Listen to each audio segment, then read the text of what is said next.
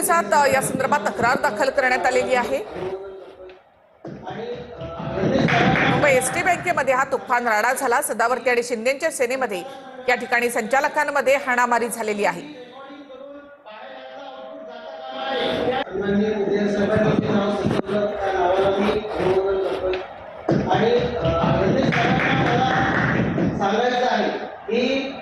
संचालक मंडळाची बैठक आहे। यामध्ये कुणीही रेकॉर्डिंग करून बाहेर यायचा आउटपुट जाता कामा नये। त्या ठिकाणी अशा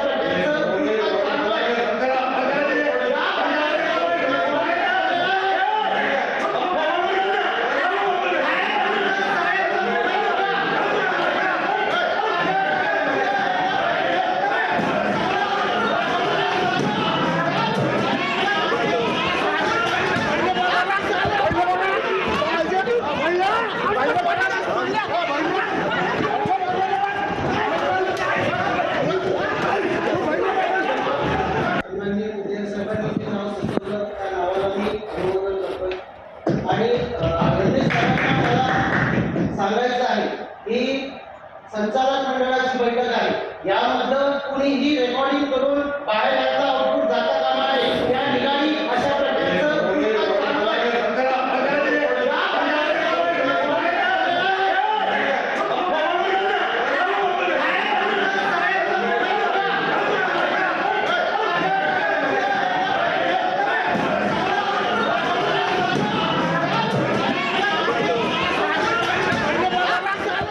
मारहाण करण्यात आली आहे। नेमकं ही मारहाण कोणी केलेली आहे, कशासाठी केलेली आहे हे जाणून घेण्यासाठी आपल्यासोबत काही पदाधिकारी आहे, आपण त्यांच्याशी जाणून घेऊया। सर, तुम्ही संचालक आहात तिकडचे, नेमकं त्या आजची जी बैठक होती कुठं होती, नेमकं काय घडलेलं होतं? आजची बैठक एसटीच्या सभागृहामध्ये बोलावण्यात आली होती आणि बैठकीमध्ये जो आमच्या बँकेच्या कोणत्याच पॅनलवर नाही, जे अधिकारी निलंबित आहे यांनी ही बैठक बोलावली। आम्ही अध्यक्ष महोदयांना कालही तक्रार दिली आणि सांगितलं की ही बैठक आजची रद्द करा। प्रशासनाला यापूर्वी सुद्धा अनेक तक्रारी दिलेल्या आहे। या संचालकांवर आजचा जो हल्ला आहे हा हल्ला भ्रष्टाचार उघड करणारे संचालक म्हणून आम्ही तक्रारी करत आहोत। हा आवाज दाबण्याचा लोकशाहीचा प्रकार आहे।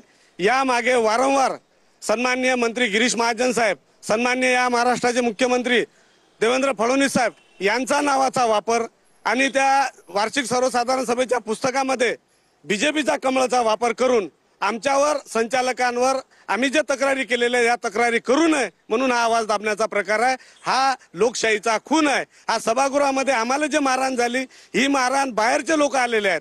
कोण आहेत ते? कोणी? बाहेरचे एसटीचे काही कर्मचारी आहेत, ते कोणत्या पक्षाचे आहेत माहित नाही, पण आम्हाला त्या लोकांची नावं माहित आहेत। आणि तो जो हमला झाला हा सभागृहामध्ये झाला।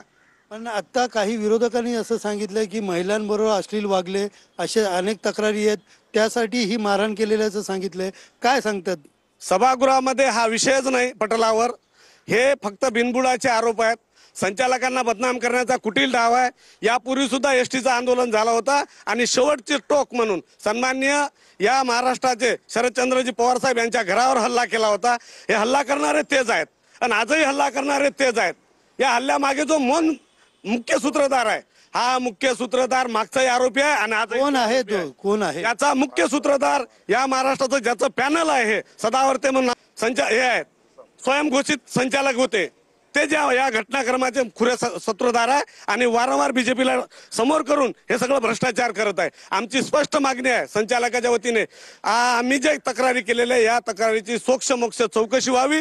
ज्या काही आहे दुधाचं दूध आणि पाण्याचं पाणी होईल। जोपर्यंत चौकशी होत नाही तोपर्यंत आम्ही सुद्धा संचालक म्हणून त्या बँकेमध्ये कामकाज करणार नाही। हा लोकशाहीवर झालेला घाला आहे, हा लोकशाहीचा खून आहे। आज नेमकी बैठक किती वाजता सुरू झालेली आणि काय त्या बैठकीमध्ये झालं? अचानक मारहाणीचा असा प्रकार समोर आला। वास्तविक पाहता आज एसटी कोऑपरेटिव्ह बँकेची मासिक बैठक आता आमच्या सहकार्याने सांगितल्याप्रमाणे अनधिकृत लोकांनी, अनधिकृत अधिकाऱ्यांनी ती बैठक लावली होती। त्या बैठकीला आम्ही वेळेत उपस्थित राहिलो होतो। मात्र अचानक त्या ठिकाणी बाहेरची लोक आणून त्या संचालक, वास्तविक पाहता ह्या संचालक बोर्डाच्या